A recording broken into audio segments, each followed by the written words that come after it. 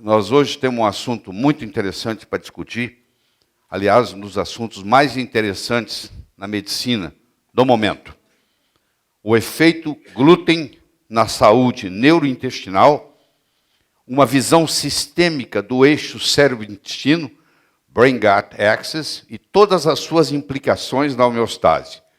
O que você não sabe sobre trigo, centeio, cevada, que pode estar tirando dias da sua vida e vida dos seus dias.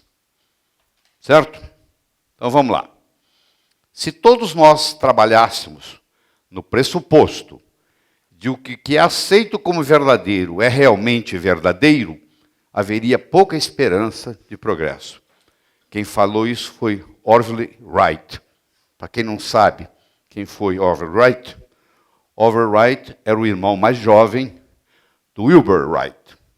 Esses dois indivíduos, segundo o mundo, foram quem desenvolveram o avião. Para nós, brasileiros, é Santos Dumont.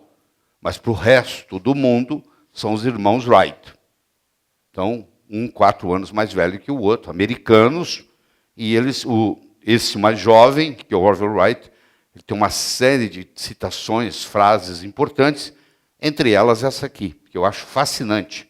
Quer dizer, se eu achar que o que eu estou fazendo é verdadeiro, eu não tenho oportunidade de desenvolver. E vocês vão ver isso acontecer aqui hoje. A síndrome médica, que eu chamo de fluoxetina, omeprazol, estatinas, bifosfonatos, que são os alendronatos, os risedronatos, os ibandronatos, está condenada à extinção. Porque todo médico que trabalha com esses tipos de droga sabe que, depois de um certo tempo, os efeitos colaterais são muito maiores do que os benefícios. Alguns levam tempo. Por exemplo, um alendronato leva 5 anos para mostrar os seus efeitos colaterais, que são graves. Câncer de esôfago, necrose óssea, entendeu? O indivíduo vai num dentista para fazer um implante, o dentista tem que fazer o buraco de colocar o implante, aquilo ali destrói o osso morre, como não tem osteoclasto mais para liberar aquele osso morto, aquilo ali, aquela necrose fica ali, infecciona, dá problemas seríssimos, tanto é que hoje muitos dentistas americanos não mais fazem implante em pacientes que estejam ou fizeram uso de alendronato nos últimos 2, 3 anos, porque as consequências são drásticas. Eu poderia conversar sobre cada um desses aqui e mostrar os efeitos que vocês conhecem muito bem. Por que as pessoas atualmente precisam ser medicadas para minimizar sintomas? Na época do seu pai, do seu avô, não tinha fluoxetina, não tinha omeprazol, não tinha estatina, não tinha bisfosfonato, e as pessoas viviam normalmente. Né? E por que agora precisa disso? Bom, primeiro só para mostrar aqui para vocês que quando você faz uso de uma estatina e você bloqueia a cascata lá em cima, tem uma série de outras consequências importantes, porque tudo isso tem os seus resultados, que vai produzindo essa desgraça em efeito dominó. E nós temos que acabar com esse conceito de que existe um remédio, uma pílula para uma doença. Eu vou só encontrar a pílula certa. Isso não existe. Esse conceito de encontrar a pílula certa não existe na medicina. Apesar de se tentar fazer isto, agora saiu novo remédio para o diabetes. Isso não existe. Agora saiu um novo remédio para a esquizofrenia. Toda vez que tiver um remédio novo para uma patologia, esse conceito não encaixa na medicina biológica. Isso não existe. Tá? Isso, no fim, vai mostrar que não dá certo. Porque a coisa é muito mais complexa. E você lembra daquele ditado que diz assim, levar para casa o pão e o leite das crianças. Eu acho que o bom pai hoje não leva nem o pão, nem o leite das crianças. Porque tanto o pão quanto o leite vão dar muito problema. Cada um deles vai dar muito problema. Então, nós vamos ter que praticamente excluir da nossa alimentação o pão e o leite. Então, nós vamos ter que mudar esse ditado aí, levar o pão e o leite das crianças. Hã? Existem inúmeros livros sobre glúten na literatura. Claro que eu, para preparar uma coisa dessa, uma aula dessa, eu leio todos eles de capa a capa. Tá? Aqui está um deles, que é espetacular.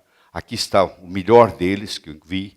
São grãos perigosos no câncer, nas doenças autoimunes, na osteoporose, nas desordens cerebrais as mais variadas, entendeu?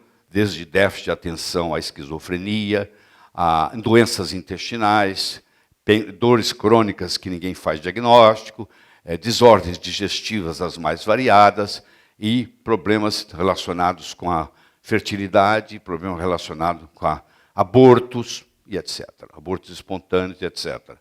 E aqui outro livro bom, chamado Conexão Glúten.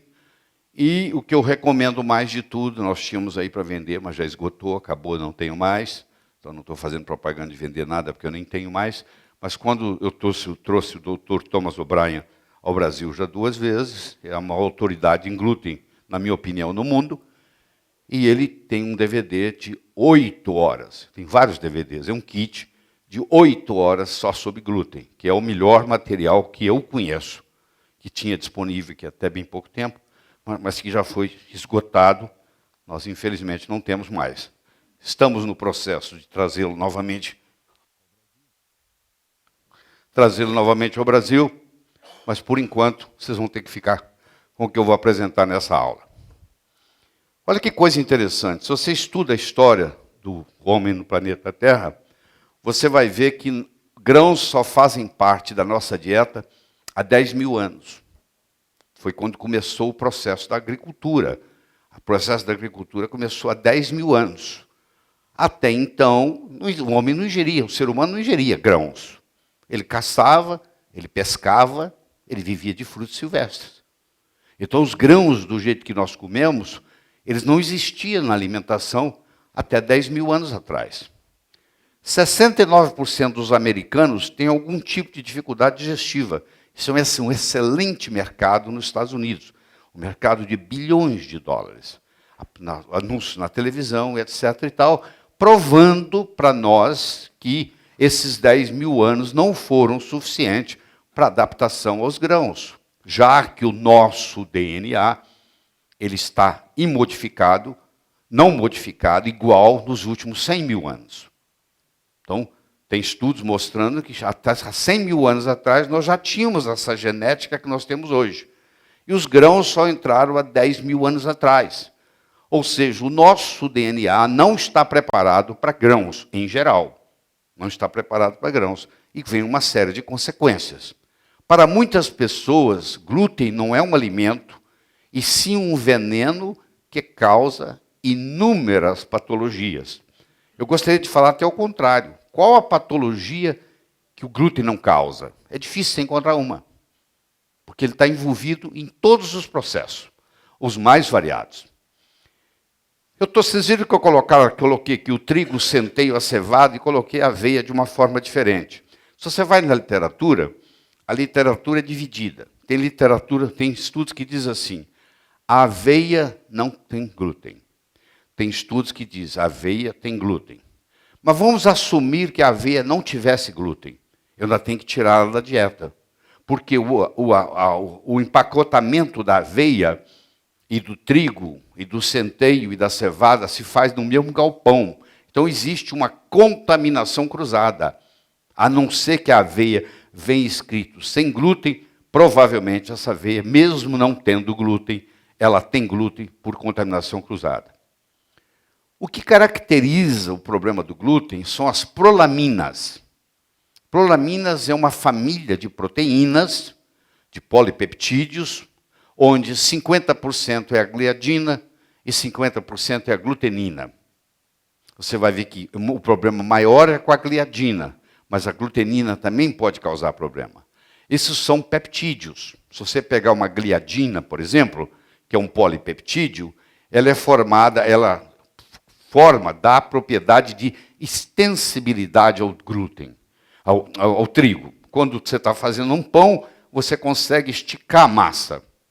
E a glutenina, por outro lado, faz essa massa voltar. Então, uma dá extensibilidade, a outra dá elasticidade. A gliadina, ela é dividida em prolina e glutamina. Ela vai se quebrar em prolina e em glutamina. Leva-se, em média, nos Estados Unidos, 11 anos para se diagnosticar uma doença celíaca. o diagnóstico de sensibilidade ao glúten, que não chegou à doença celíaca, é muito mais longo, pode ser 40 anos. Mas então, desde que o indivíduo começa a ter sintomatologia, até o diagnóstico ser firmado nos Estados Unidos, de doença celíaca, passam-se, em média, 11 anos. Nos Estados Unidos, você imagina essa situação no Brasil. E eu não estou falando só de doença celíaca. A sensibilidade ao glúten é 8 vezes maior, a incidência, do que a doença celíaca. E a minha ênfase aqui em você é você esquecer a doença celíaca e se concentrar na sensibilidade ao glúten, porque a doença celíaca é relativamente rara, enquanto que a sensibilidade ao glúten é muito comum, extremamente comum. O glúten é uma proteína amorfa, ele vem no trigo, é através da gliadina, na aveia é através da avenina, como eu já disse, tem gente que acha que causa, tem gente que acha que não causa. Na cevada é a erdeína e no centeio é a secalina. Então essas são os polipeptídeos importantes para nós. A gliadina, a avenina, a erdeína e a secalina. Deixa eu apresentar para você uma coisa interessante. Na realidade, você não encontra o glúten na natureza, ele não está lá, não. Isso você tem que entender. O glúten, ele é formado no processo de preparação do alimento. Por exemplo, quando você pega uma gliadina, mistura ela com água e agita, forma-se o glúten. Então você não vai lá na natureza e acha o glúten. O glúten é depois que você colheu o grão. Na preparação do grão, você mistura a gliadina, que é um polipeptídeo, com a água, com agitação, você faz o glúten. É importante você entender isso. Porque se você comer, por exemplo, o trigo germinado, não tem glúten. Você pode comer o trigo germinado, porque você não passou por esse processo de misturar com água, de agitar, de cozinhar, de aumentar a temperatura. Isso aqui tudo tem glúten. Então isso que a gente achava que era o máximo, hoje você tem que mudar o olhar quando você vê isso aí. Porque isso você tem que eliminar. A pessoa está tão acostumada com isso aqui, que ela acha que se tirar isso da vida dela, a vida não vai ter mais valor. E você vai entender por quê. Porque isso aqui, tudo, por um mecanismo de defesa do organismo, o organismo cria uma coisa chamada gluteomorfina. Isso é viciante. Pão vicia. A pessoa que tem insensibilidade ao glúten, você pergunta para ela assim, qual o seu alimento favorito? Ela fala pão. Você pode perguntar, quando você perguntar para uma pessoa, qual é o seu alimento favorito? Geralmente é o que prejudica mais. Por que é o que prejudica mais? Porque ele libera, como ele prejudica muito, para minimizar o problema, ele libera gluteomorfinas. Essas gluteomorfinas fazem você ficar intoxicado. Você vai ficar viciado. Você é viciado no alimento que te prejudica mais. Então você vê qual é o seu alimento favorito, e é provavelmente o que está lhe causando mais problemas, porque você é viciado nele pela liberação de gluteomorfinas. Nos últimos anos, a agricultura se preocupou muito em fortalecer o trigo.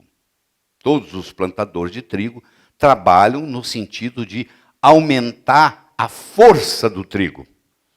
E aumentar a força do trigo significa aumentar a concentração do glúten no trigo.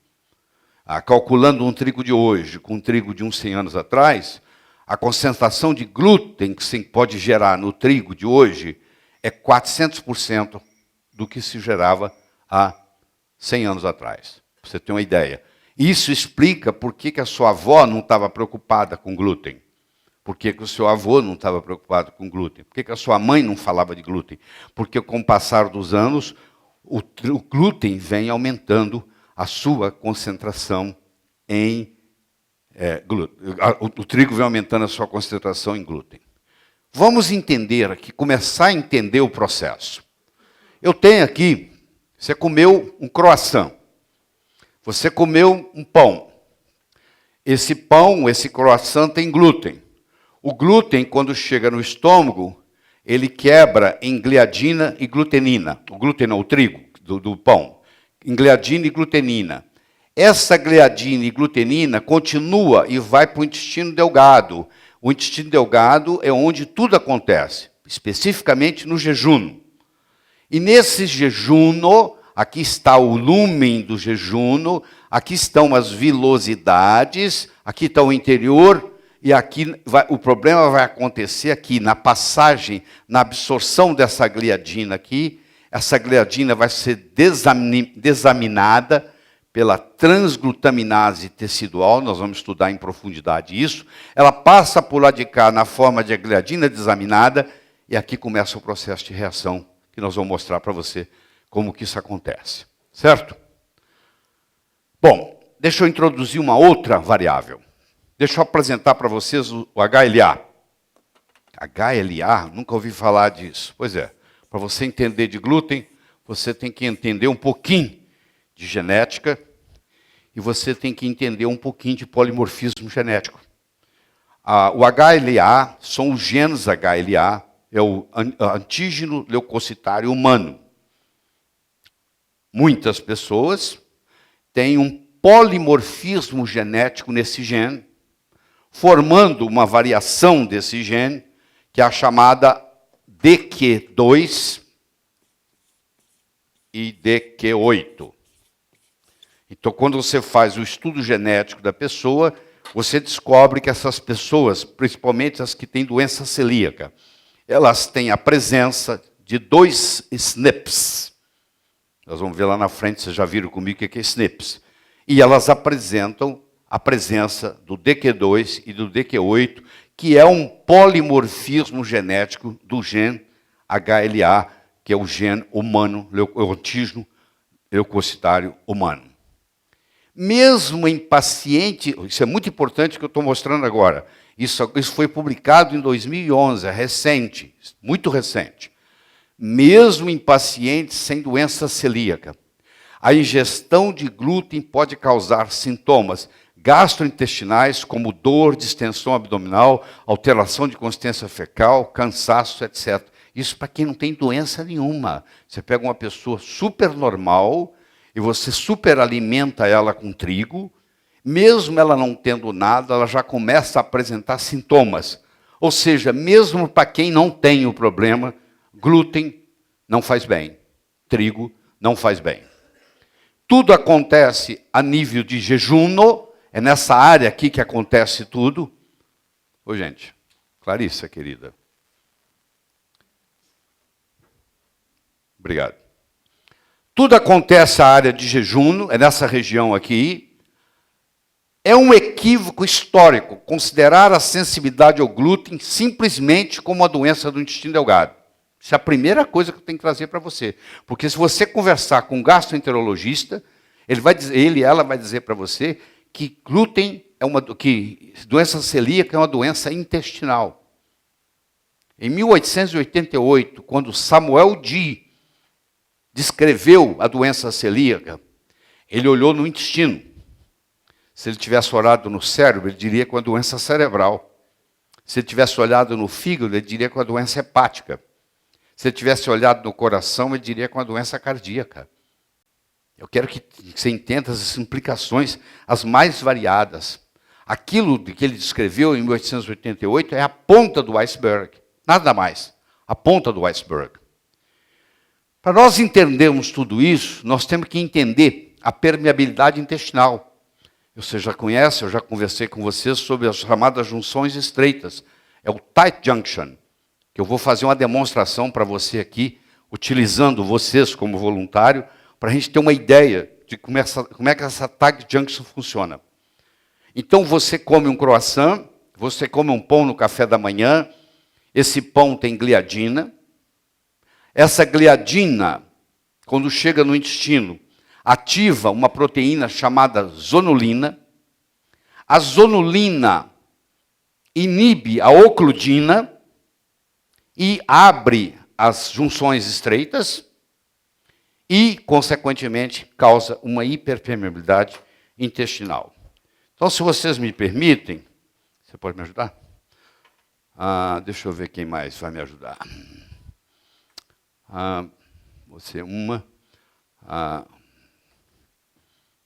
Deixa eu ver aqui, vamos ver. Clarissa, pode vir aqui me ajudar? Grimaldi, pode vir aqui me ajudar? Então, vocês vão entender aqui o processo. Ó, você vai ficar de frente para lá, por favor. Para lá. É só me seguir aqui. Você vai ficar de frente para lá e encostar nela. Vem para o meio, mais para o meio aqui, mais para cá. Uma virada para cada lado. Aqui está, ó, olha só. Isso aqui, aqui tem uma célula, um enterócito. Aqui tem um outro enterócito. Entre um enterócito e outro, tem uma estrutura chamada tight junction. Tá? O Grimaldi vai ser o croissant que você comeu. Tá bom? E o croissant tem gliadina. Então, quando o Grimaldi chegar aqui, a gliadina vai ativar a zonulina, que sou eu. E a zonulina vai fazer isso aqui, ó. Ó, tá vendo aqui, ó? Vai abrir essa junção estreita. E eu vou pegar o Grimaldi, vou pegar a gliadina e trazer aqui para dentro. Então, vamos lá. Pode vir. Opa. Oi, como é que vai? Tudo bem? Pode entrar aqui, vem cá. Fecha. Agora, eu vou atacar ele. Eu chamei ele para ferrá-lo. Por quê? Porque eu agora vou criar anticorpo contra ele. Se fosse uma bactéria, a zonulina fazia a mesma coisa. Ela abria, falava, vem cá, entra aqui, vem cá. Ela entrava, os leucócitos atacavam a bactéria. Agora eu vou criar um anticorpo antigliadina. Está me entendendo? Tudo via zonulina. Obrigado a vocês. Obrigado. Vamos ver isso agora aqui direitinho, como é que funciona. Agora que vocês viram a demonstração, vamos ver como é que isso acontece. Olha só. Aqui, se aqui fosse o interior do intestino, vocês vão ver que aqui tem um buraco lá. Ali tem um outro buraquinho. Isso é a permeabilidade intestinal que está acontecendo. Vamos ver isso em detalhe. Olha aqui, eu tenho aqui, ó, os enterócitos. Eu tenho aqui o lume intestinal. Eu tenho aqui um enterócito, eu tenho aqui outro enterócito. Entre um enterócito e outro, eu tenho o chamado tight junction. Você vai ver mais em close-up depois como é que isso está fechado. Isso é o tight junction. Aqui eu peguei, ampliei ele, trouxe ele para cá. Olha aqui o tight junction aqui. Vocês estão vendo aqui, tem um processo aqui, que tem uma proteína chamada ocludina, e tem uma outra proteína chamada claudina. Então, o processo claudina-ocludina fecha essa tight junction. Quando a gliadina vem, a zonulina inibe essas proteínas, elas soltam. Esse processo agora absorve, a gliadina passa pela junção estreita. Tá? E aí sai do outro lado. Olha lá, ele vai passar pela junção estreita. Por exemplo, a vitamina D3 ativada atua no tight junction. Por que que a vitamina D3 tem ação contra no tratamento de doenças autoimunes? Um dos principais mecanismos é porque ela vai regular o tight junction. Ela vai diminuir a entrada de proteínas estranhas ao organismo e com isso vai melhorar a doença autoimune, que é gerada no intestino. Então eu tenho aqui, ó, a gliadina no complexo, eu tenho a zonulina ali, tá vendo a zonulina, ó? Que eu fiz o papel da zonulina. Aí apareceu a gliadina aqui, ó, a gliadina veio, isso aqui abriu, isso aqui entrou. A zonulina é um mediador endógeno da permeabilidade intestinal, modulando as junções estreitas, os tight junctions, é ativada pela gliadina. A gliadina chegou, a zonulina é ativada, ela abre a tight junction, a gliadina entra, ela fecha, e agora ela vai atacar a gliadina, criando um anticorpo. Antigliadina. Vocês vão ver daqui a pouco o que é que acontece. Existe uma célula aqui que está na lâmina própria. O que é isso? Você vai entender daqui a pouco o que é lâmina própria. Essa célula, ela chama célula dendrítica. Não tem nada a ver com o sistema nervoso. É uma célula do sistema imune apresentadora de antígeno. Então, é ela que vai apresentar a gliadina para formar o antígeno, ou formar um anticorpo antigliadina. Com isso aqui você vai entender tudo. Nós temos uma tolerância oral. Nós ingerimos de 3 a 7 toneladas de alimento na nossa vida. 3 a 7 toneladas. E nós não reagimos a esses alimentos na maioria das vezes. Nós temos uma tolerância oral. A principal função do sistema imune é manter a tolerância oral. Vou mudar tudo que você aprendeu do sistema imune. Não é atacar nada, é não atacar, é o contrário, é ficar quieto. Porque vai entrar muito antígeno que não vai nos perturbar, porque nós temos uma tolerância oral. Infelizmente, em muitos pacientes, quando chega uma gliadina aqui, essa gliadina ativa a zonulina. E a zonulina tem por propriedade inibir a ocludina. Quando ela inibe a ocludina, isso aqui abre, ó. Tá vendo que eu estava fechado, ó? A gliadina estimulou a zonulina, que inibiu a ocludina. A ocludina inibida, isso aqui abre.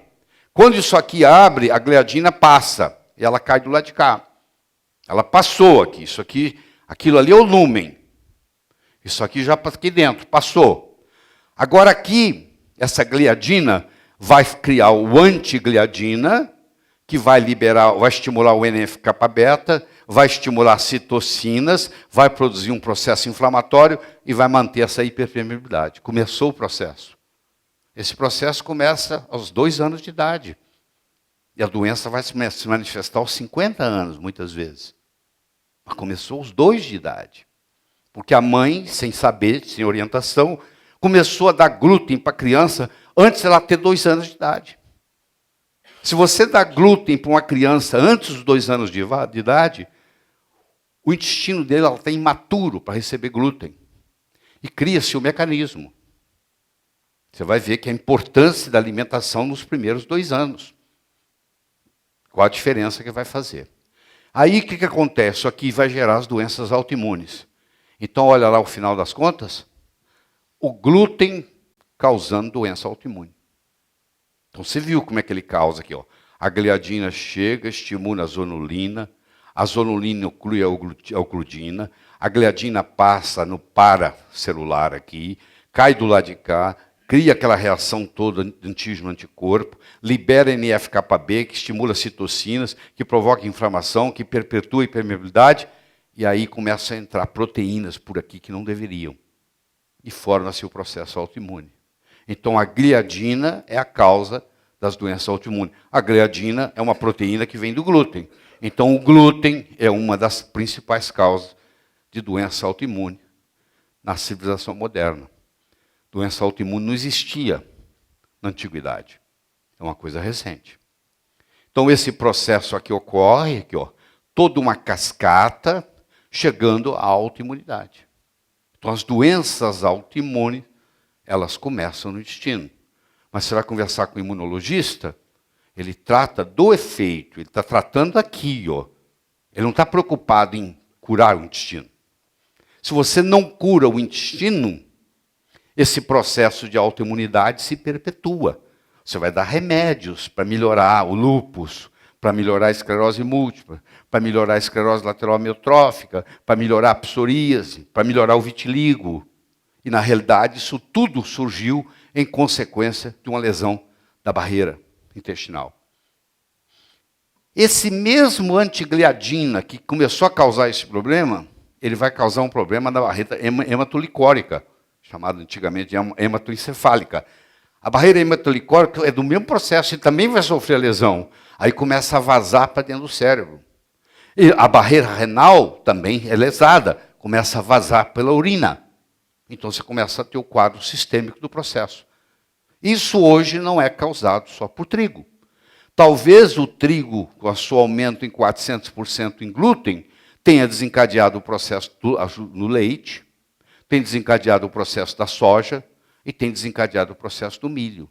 Então você tem que evitar dar para uma criança com menos de 2 anos trigo, leite de vaca, soja e milho. Porque os 4 estão contribuindo para esse processo. Então, mas milho, não, milho também dá problema. Soja também dá problema. Bom, vamos entender isso melhor. Eu tenho aqui uma vilosidade. Deixa eu apresentar para você a célula M. A célula M é a célula da microfold, é a célula responsável pela tolerância oral. A célula M está na placa de Peyer, que você sabe muito bem que é o sistema imune do intestino. É a principal célula, é a coordenadora. Ela fala assim, ela deixa disso. Não precisa reagir não. Pode deixar que você é amigo. Não, isso aí não é nada não, calma. Não entra em reação, calma. Ela fica modulando, ela vai modulando. Ela não deixa o intestino reagir, porque nós vamos ingerir até 7 toneladas de alimento na vida. Você imagina que vocês vão reagir a tudo que entra. Não, isso não precisa não, calma, calma. Vai chegar uma hora que a célula M vai perder a sua funcionalidade e você vai perder a sua tolerância oral. No momento que você perde a sua tolerância oral, é no mínimo 2 anos de tratamento para você recuperá-la. Não é uma coisa imediata, não é só tirar o glúten, se fosse seria muito fácil. Claro, quando você tira o glúten, às vezes o resultado é espetacular. Mas não é necessário, mas não é suficiente. Só tirar o glúten. Você tem que restabelecer. Quando você curar essa pessoa, é porque você restabeleceu a tolerância oral. A sua meta é restabelecer a tolerância oral. Tá? Aqui está a placa de Peyer, ali está a célula M. Então, de novo, aqui eu tenho a célula M, que é a maestra da história. Aqui eu tenho a Claudina, que trabalha junto com a ocludina, formando o tight junction. Aqui eu tenho a célula dendrítica, aqui, ó, que é a célula apresentadora de antígeno. E aqui eu tenho essa célula apresentadora de antígeno. E aqui eu tenho as células, os linfócitos intraepiteliais, que você vai ver que vai começar a surgir, porque nós temos March 0, March 1, March 2, March 3 e March 4. Então nós temos 5 categorias, o 0, 1, 2, 3, 4, 5, quando se estuda a histologia da mucosa intestinal. No March 1, onde o patologista geralmente não classifica como nada, ou faz a biópsia e encontra o March 1, ele manda você continuar comendo glúten, o gastroenterologista, porque ele não considera isso aqui problema. Vai e come glúten, quando você ficar doente, você volta. Mas já está dizendo para ele, ó, eu sou March 1, se você não me tratar, eu vou virar March 2, vou virar March 3, vou virar March 4. É uma questão só de tempo. Mas como foi caracterizado lá pelo Dr. como é que era a doença celíaca, o conceito usado para diagnosticar a doença celíaca é obsoleto. Não foi feita uma atualização. Isso aqui continua produzindo citocinas, e as suas consequências. E aqui está a lâmina própria. O que é a lâmina própria? Toda mucosa ela é formada de células epiteliais e da lâmina própria. A lâmina própria é a segunda barreira, é mais ou menos assim. Ó. Aqui eu tenho uma mucosa, essa parte de cima aqui chama epitélio, essa parte de baixo aqui chama lâmina própria. Então, quando você junta o epitélio com a lâmina própria, você forma a mucosa. A mucosa é formada de 2 camadas.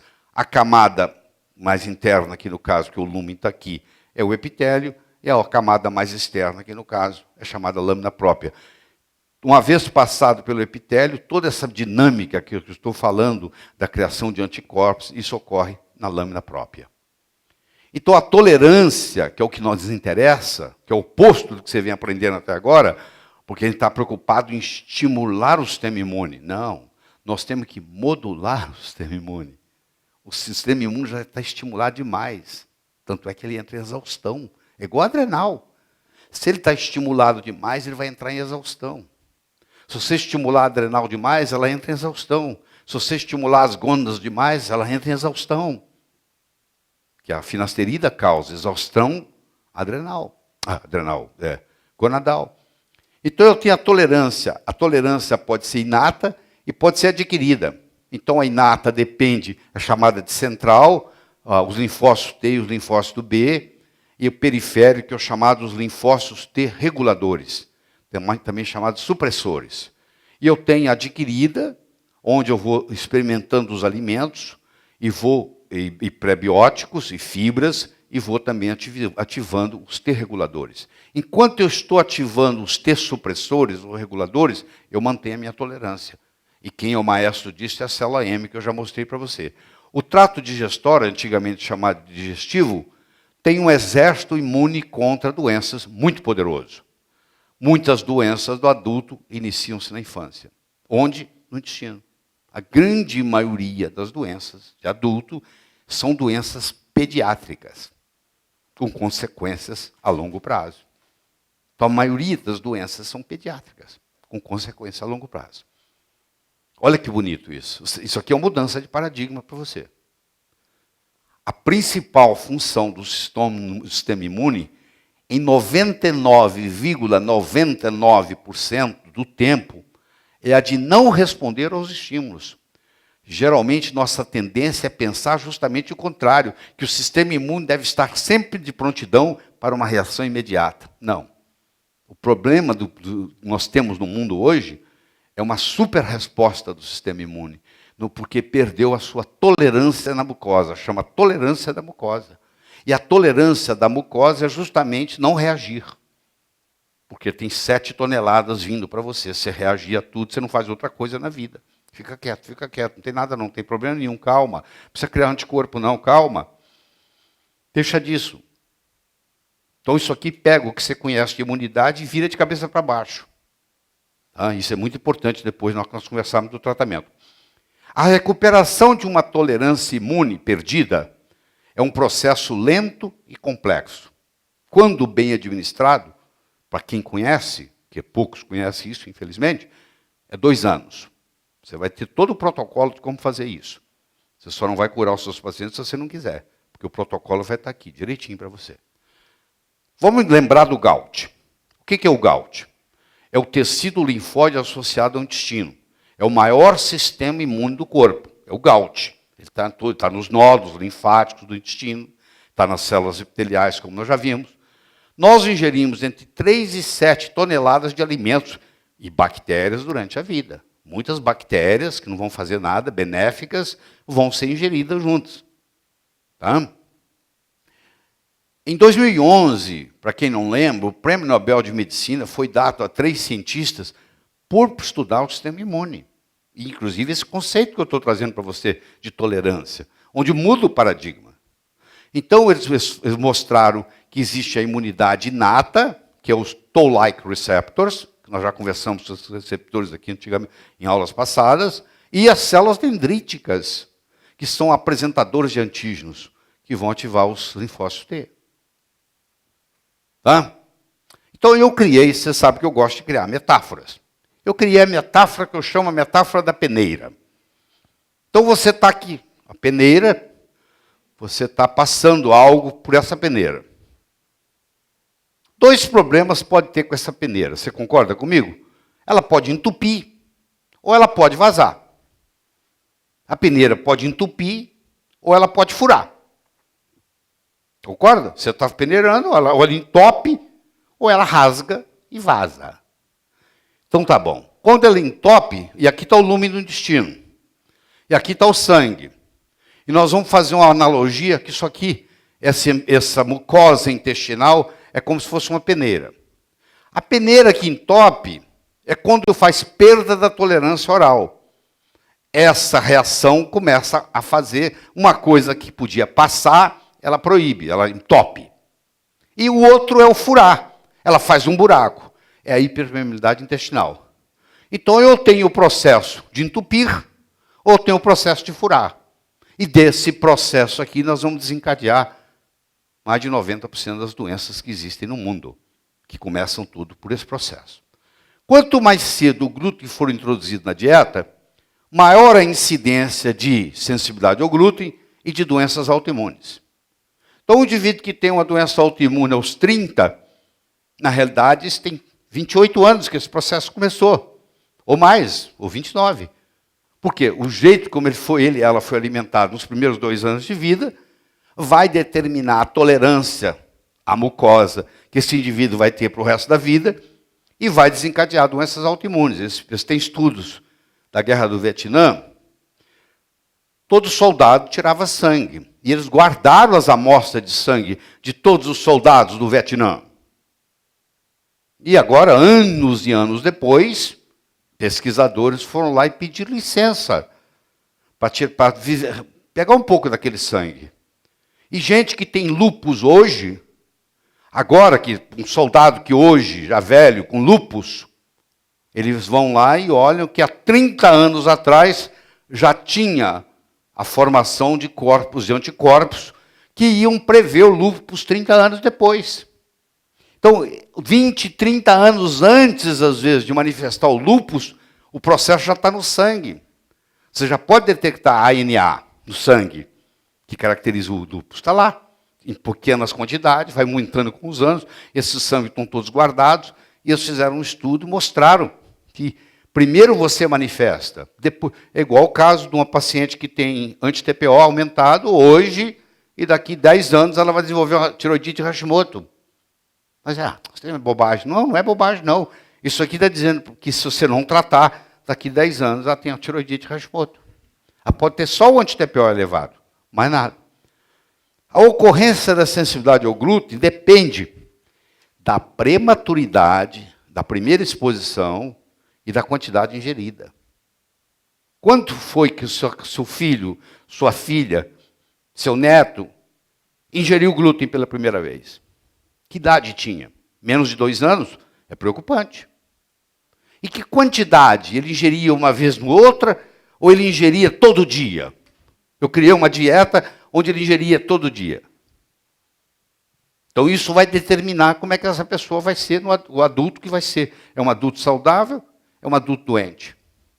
Muitos grãos, incluindo o trigo, são metabolizados em substâncias gluteomorfinas que exercem efeitos viciadores ao cérebro. O alimento que você mais gosta é provavelmente o alimento que mais lhe prejudica, por um mecanismo de defesa. Como ele lhe prejudica, para vocês não se sentir tão ruim, o organismo produz gluteomorfinas. São euforizantes. E aí você não consegue ficar longe daquele pão. É aquele pão que está te fazendo doente. Mas como você está liberando gluteomorfina, você diz, não, se tirar o pão, tira a vida. Você é um viciado, igual o outro é em morfina, o outro é em heroína. Você é viciado em gluteomorfinas que estão vindo do glúten. Isso é que eu quero que você entenda. Por isso que a abstinência é complicada. Por isso que mudar a dieta é complicado, porque eles estão viciados naqueles alimentos. São pessoas viciadas naqueles alimentos. Aqui mostra as barreiras. Você tem uma barreira imunológica, que nós estamos discutindo, e você tem uma barreira não imunológica. Você tem enzimas digestivos, que não deixa a bactéria do intestino subir para o pulmão, morre no estômago. Não deixa a bactéria que você ingeriu, que veio contaminado no alimento, entrar no intestino, morre no estômago. Mas se você tem um problema gástrico, por deficiência de ácido clorídrico, você bloqueou essa barreira, tanto subindo quanto descendo. Agora, bactérias intestinais vão subir, vão cair no pulmão, você vai aspirar, ou bactérias que você ingeriu, que iam morrer no estômago, vão descer e vão lesar, causar injúria no seu intestino. Então, quando a pessoa perde a barreira, e agora ele vai no médico, o médico passa para ele um omeprazol da vida, esse omeprazol vai acabar mais ainda com essa barreira, e você vê as consequências que vão trazer esse remédio, esse veneno. Você sabe, do meu ponto de vista, eu já expliquei isso aqui antes. 99,99% das pessoas que têm azia, elas não têm excesso de ácido gástrico, de ácido clorídrico, elas têm falta. E por ter falta, a válvula pilórica não abre. Há o refluxo esofágico e o pH do estômago, que é 2,5.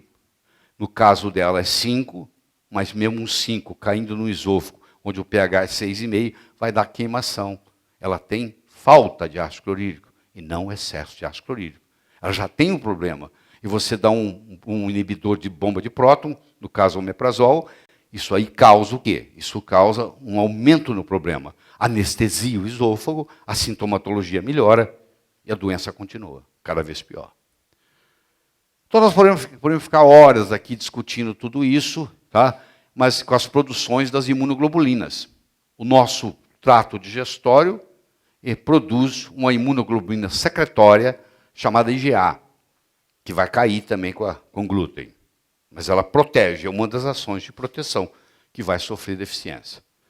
Então, eu tenho a imunologia da mucosa, que nós estamos trazendo para você, Nós temos o processo da dieta, que vai desencadear que tipo de imunologia, e nós temos o processo da microbiota, que vai entrar na jogada. Então, esse trio aqui, ó, a microbiota, a dieta e a imunologia da mucosa, que pode depender até de um polimorfismo genético, é você ter o gene HLA, DQ2, DQ8, isso vai determinar se você é uma pessoa sadia ou se você é uma pessoa doente. Se você tem uma predisposição genética, se você tem um polimorfismo genético para a doença, claro que essa situação da microbiota e da dieta agora vão ter importância muito mais relevante, porque é o único jeito de você minimizar a expressão gênica. É através da microbiota e através da dieta. Tá? Para você curar ou não deixar deteriorar a imunologia da sua mucosa. Então, essa microbiota, claro, ela depende de bactérias, vírus, fungos, parasitas, a proporção deles e etc. e tal, que nós vamos discutir depois. Na Veja dessa semana, você que já leu, vai ler hoje ou amanhã, na Veja dessa semana, isso aqui está chegando no leigo. O médico ainda não aprendeu e o leigo já está sabendo. Vocês já escutaram isso de mim antes, lá no começo do ano, nós falamos sobre firmicutes e bacteroidetes. E a proporção, quanto mais firmicutes você tiver em comparação aos bacteroidetes, mais propensão você tem à obesidade. Mas a mudança da microbiota intestinal, aumentando o número de firmicutes, propicia ao desenvolvimento da obesidade no adulto. Então, eles conseguem hoje pegar uma criança de 2, 3 anos, examinar a microbiota intestinal dessa criança e prever se essa criança vai, no futuro, ter ou não obesidade, predisposição à obesidade, baseado nesse processo que vocês estão vendo aí. Muito bem.